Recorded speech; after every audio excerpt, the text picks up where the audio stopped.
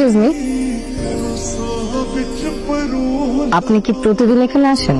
জি আসি তো, কেন আসবো না? আজব তো, আমি না বলার কে? কেন জোর করে শূন্যে মারা তীর বুক পেতে নিচ্ছেন?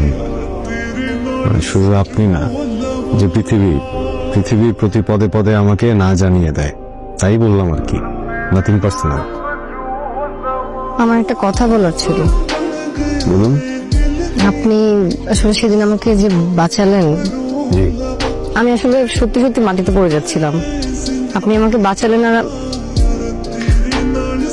ওখানে না অনেক মানুষ ছিল, ওরা অনেক হাসাহাসি করতেছিল, আমার মেজাজ খারাপ হয়ে যায়। আর কিছু না বুঝে আমি রাগটা আপনার উপর ঝেড়ে ফেলি। ব্যাপারটা একদমই ঠিক করে নেই, আই এম রিয়েলি সরি।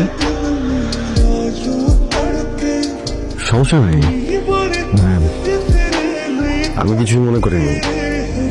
আসলে গালে যখন চোটটা পড়লো তখন একবার ভেবেছিলাম যে কষ্ট ভেঙে পড়ি, আবার ভাবলাম আমাকে ওই মুহূর্তে চোটটা দিতে পেরে আপনি আনন্দিত হয়েছেন।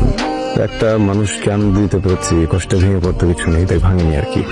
ঠিক আছে, দেখেন আপনি আমাকে আবার লজ্জা দিচ্ছেন, প্লিজ আর লজ্জা দিবেন না। আমি রিয়েলি এম্বারাসড, কিন্তু এই কথাটা ভালো লাগছে, পারফিউমেরটা।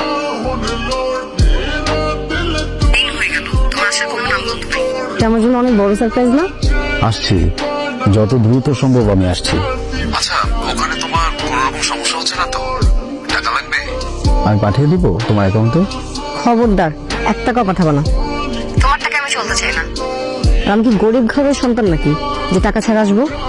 তুমি কবে আসবে সেটা বলো। যতটা সুন পসিবল। বল, আমি তোমার কাছে চলে আসবো। শোনা, আসিফ, আমি বাসায় যেতে চাই, তোমাকে বিয়ে করে তোমার হাত ধরে বাসায় ফিরতে চাই। আমার এখানে আর ভালো লাগছে না। অফিসটা এখানে। পুরোপুরি বুঝে উঠতে পারিনি। এই এক কথা আর কতদিন? কবে গুছাতে পারবা? কবে আসবা তুমি বলো আমাকে। যত দ্রুত সম্ভব আমি তোমার কাছে চলে আসবো। এখানে সবকিছু গুছিয়ে ডিরেক্ট তোমার কাছে চলে আসবো।